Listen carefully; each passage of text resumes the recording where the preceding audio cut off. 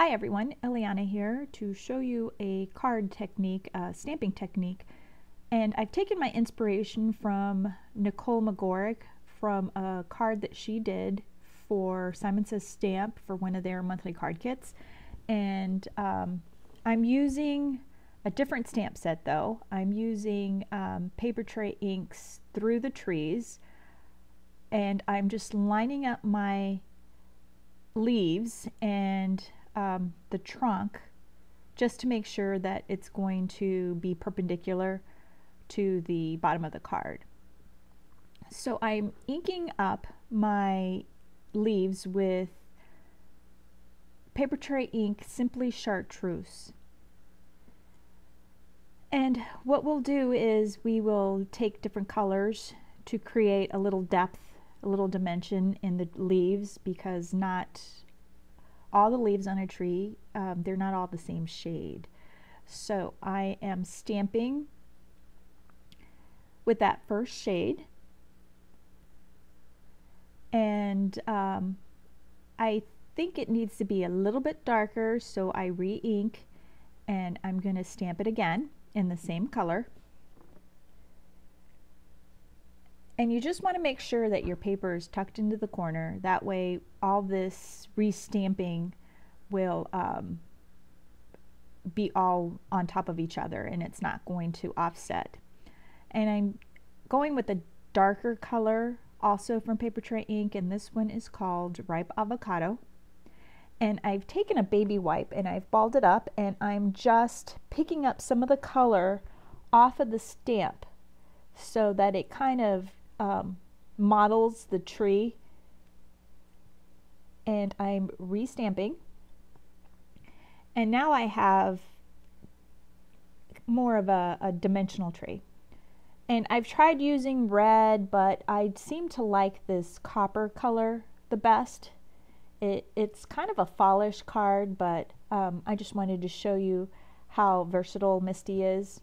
And so I've taken this copper color, and I'm kind of trying only to ink around the inside of the tree and around the edges.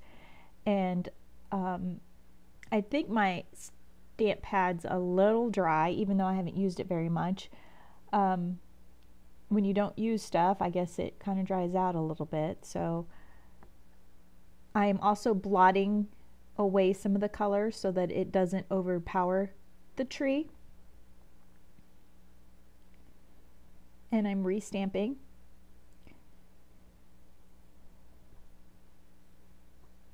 And I look at the card and I think it needs a little bit more of that copper color. And this is a pigment ink, so you want to be careful that you don't get it on your fingers.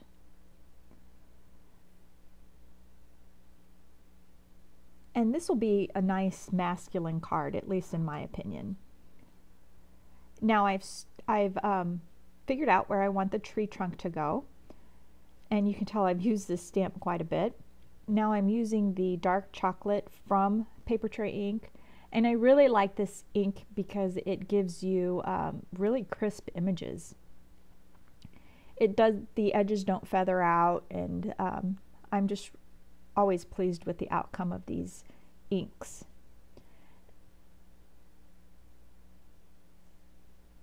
And so I'll just clean off my stamp, and then I need to ground my tree.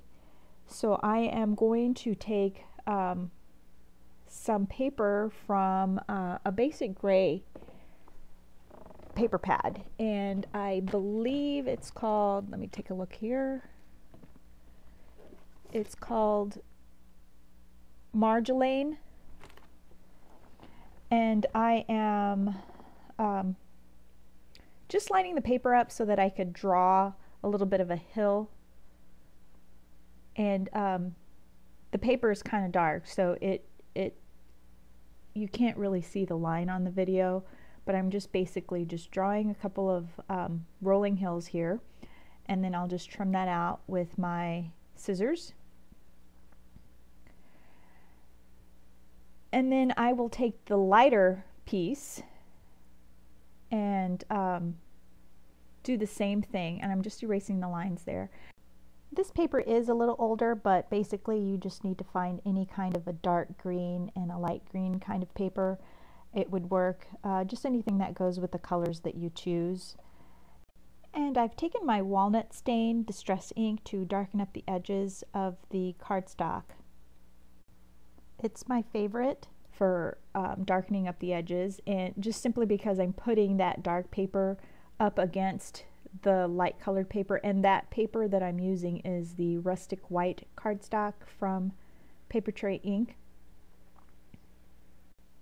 And I've used my ATG gun to put some adhesive in the bottom of the card to adhere my printed paper to the front, and I flip my card over so that I could use my craft knife, and you could use a pair of scissors, but I just find it easier to use the craft knife.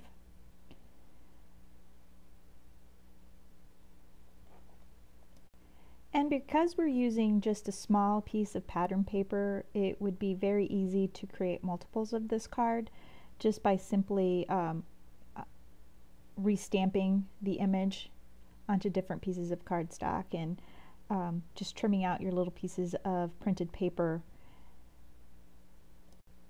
Because I'm using a scrap piece of pattern paper, I'm just checking to make sure that I can make it across the whole front of the card, and I'm drawing my hill again.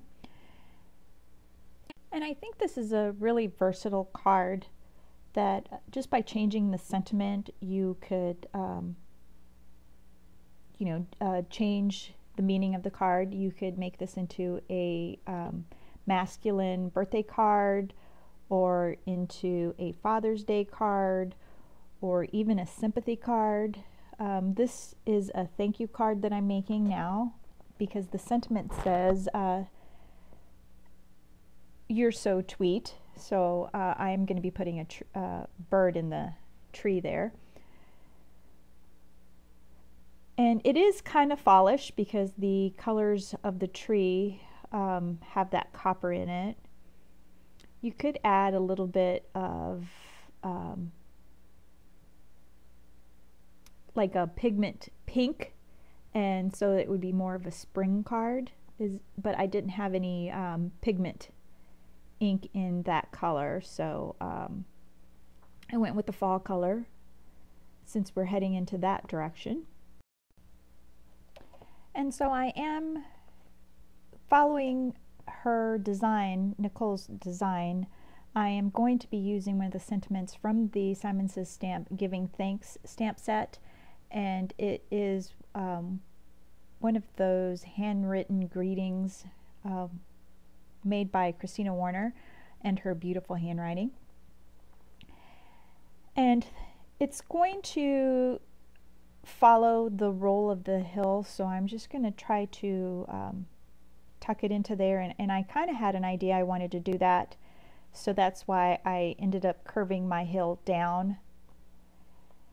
And this is a long stamp, and it barely goes across the length of the card, and if you don't make it across the card, you could use a blender tool to pick up some of the pigment ink and write it in, but if you just make sure that you are right across, it should go across there the whole way. And I've picked up my stamp, and I'm going to be using that same copper pigment ink, and it does I think my stamp is a little dry because I had a little trouble stamping it, and so I'm re-inking it. And because it is a pigment ink, if you wanted to, you could add some embossing powder, but I chose not to, and so I'm trying to stamp the sentiment again, and I feel like I'm not making contact with the stamp, and so what I'm going to do is I'm going to take a small piece of scratch paper, a couple of sheets, and I'm just tucking it in behind my cardstock. That way it will raise the cardstock up and make better contact with the stamped image on the lid. And the whole time I'm making sure that my card is tucked into the corner, and you'll see in the close-up shot when I'm finished with the card, where you can't even tell that I re-inked and re-stamped.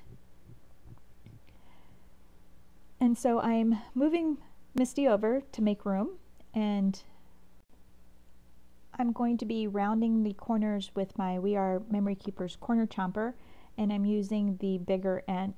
I'm using the 1/2 inch side just to round that corner.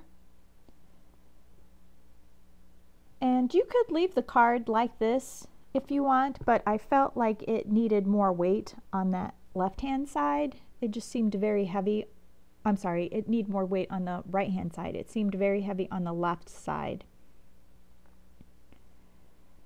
And so I'm thinking about, oh, I forgot to put the bird in there. And so I'm taking the bird from the same paper tray ink stamp set. And there are 2 birds and they face towards each other. So you could very easily make this into a wedding card if you want, having 2 birds there, or an anniversary card. But I'm only using one of the birds, and I'm just perching him up on the branch there, and that little tiny stamp keeps wanting to stick to my fingers, and so I fiddle with it for a little while because it keeps wanting to move with my hands. So I picked up the stamp, and I'll be using the paper tray ink Pure Poppy. And you could also clean your image off and use Versamark, and then that way you could re-ink the little bird and make him a little shiny with clear embossing powder, or even use like a glitter embossing powder. And I have dug into my button stash, and I have found a little heart button in the Simply Chartreuse. The other color of buttons, which would have been the Ripe Avocado, I found was a little too dark, and so I am tying a bow with the twine, also from Paper Tray Ink. And I like their twine, but it is very hairy. You gotta take some of the little the little fuzz off the string, or else it looks funny. But I love it. It is really good. It's very comparable to the Maya Rhodes twine. And I do save those little pieces that I trim off, and I use those to just I reuse those to just put twine in my buttons, and I adhere it with glue dots on the back when I do that. But right here I'm going to be using Claudine Helmuth's Multi-Matte Medium, just to make sure that the button stays in place. And here I'm fiddling, trying to put these sequins on here, just like Nicole's card, but I think it's pretty on her card, but for this more rustic kind of a card, I thought it was too blingy for this rustic feel that I have with this card, with the twine and the darker colors. And so I'm pretty much done putting my card together, and I'm going to show you a close-up of the tree and how you can't even tell that it's stamped multiple times. And I just think it's really cute to have those different shades of green. And thanks for watching, and please give my video a thumbs up.